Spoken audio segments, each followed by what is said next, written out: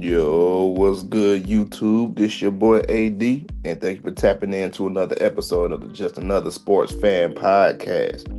Before we get into the video, I would like to ask you to like, share, and to subscribe to the channel and help me grow this thing the right way and get more people involved and coming across the channel. In this video right here, we will be talking about this right here, the Houston Rockets surprisingly forcing a game 6 against the Los Angeles Lakers.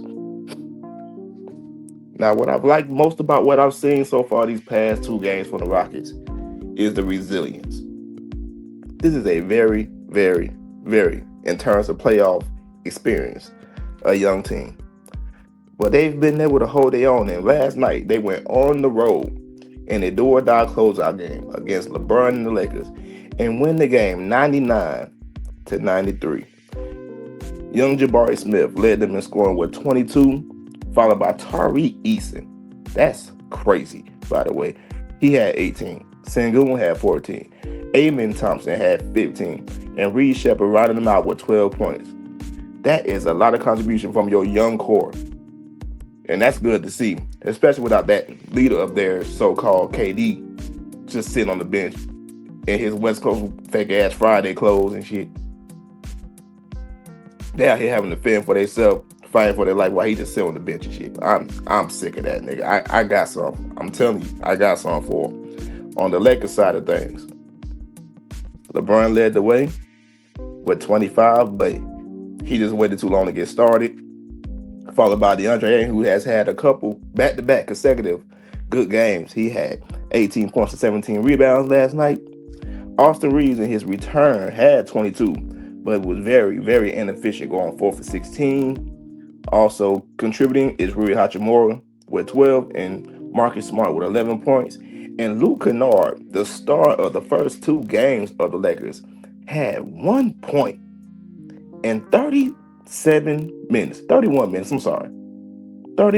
1 point. Boy, that boy was out there getting good cardio last night.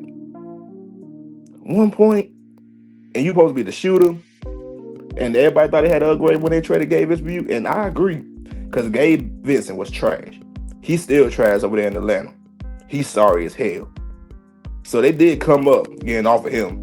But these last couple games, boy, I thought coming back home game 5, you would have found your touch again.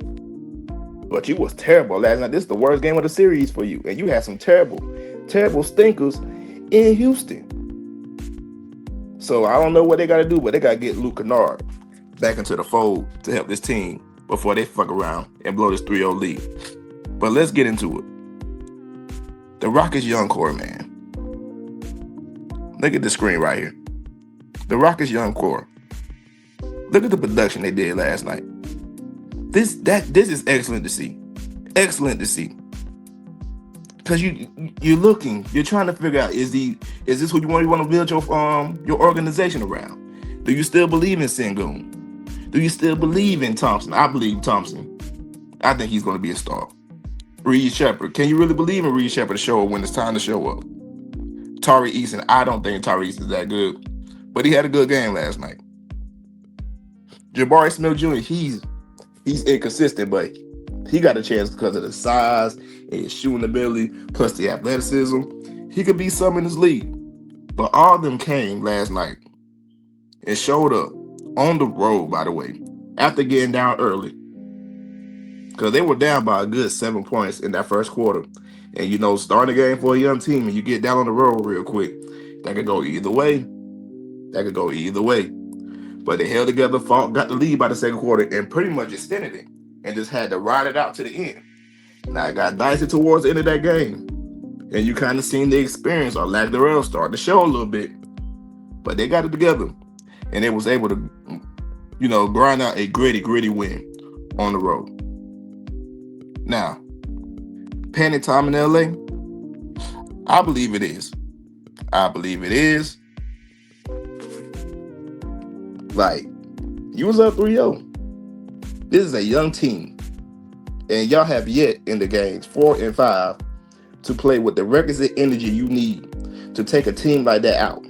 I know they're young, but at the same time, that is a lot of young talent on that team. You got to go for the throat. You got to cut their head off. You got to kill them. You got to kill them. Because you keep giving them life. And now them young boys got confidence. They finna go back to the crib game 6. And they gonna be turned in H-Town. They gonna be turned up, ready to go. Ready to force this game 7. Ready to make history.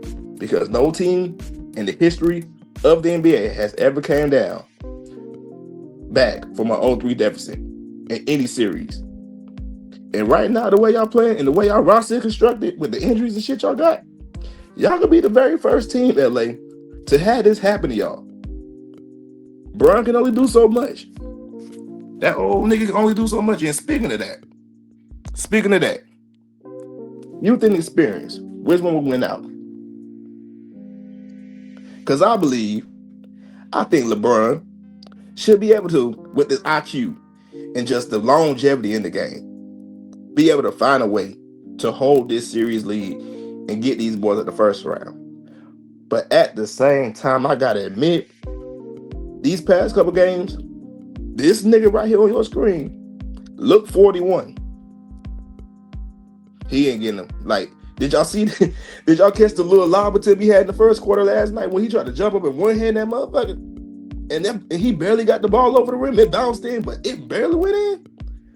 But you know, LeBron, like even 4 or 5 years ago, would have got above that rim and yammed that shit. Like you see it coming. You just see the athleticism slowly but surely waning. And now this series is going a lot longer than he done probably anticipated. Now once they got a 3-0, and now it's starting to show on them legs. That lift, he ain't got no lift on the jump shot. That last jump shot before the game when he tried to cut it to 3, so short. That boy ain't got no legs. Them old Father Time is undefeated, as they say. And it's creeping on LeBron ass. He fighting them off as best he can. But it's creeping on Bron. And if look, all Lakers fans out there, I'm telling you, if it get to a game 7, that's scary hours. Scary hours, bro. Because you just don't know what them young niggas might be on that game 7. They might not be scared at the moment. All the pressure on LA if this shit go to a game 7. All the pressure on them. They got to get it done. This house money once game 7 come for Houston. They better get it together, man, because, hey, listen here. That's the wrong side of history to be on. You done been on a lot of right, LeBron. You done been on a lot of right. Coming back from 3-1 against the Warriors, you done a lot of good shit in this league, a lot of history. You don't want your name in the record book for that shit. That's going to, look, niggas already don't think you to go, boy. That's really going to kill that shit right there, boy. Boy, listen.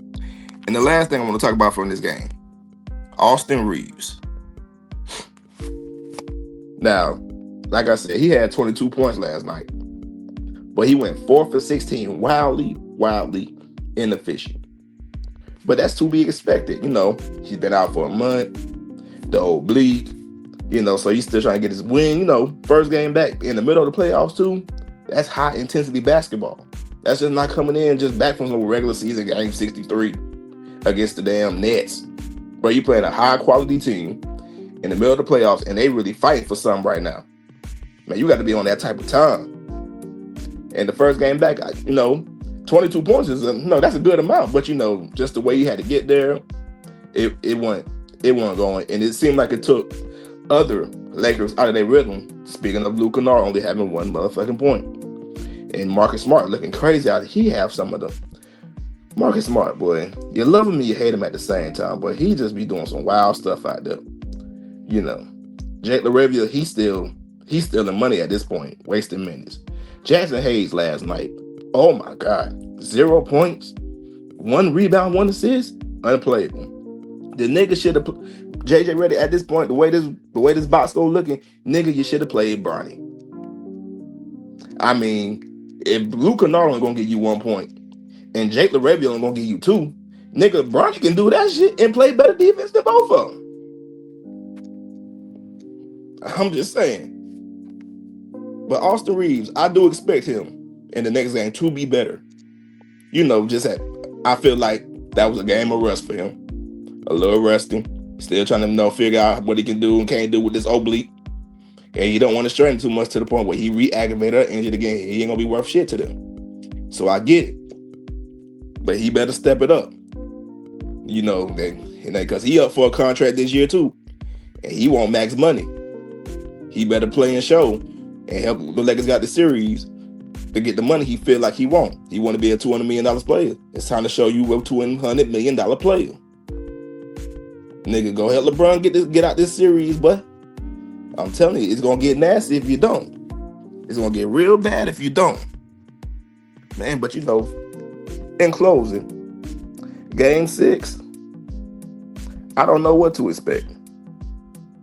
I don't know what to expect.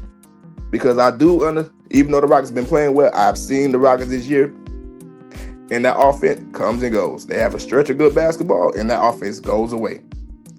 I would hate for them to be playing as well as they have been playing, for this to be the game when the offense goes back to what it's been, and they can't do anything.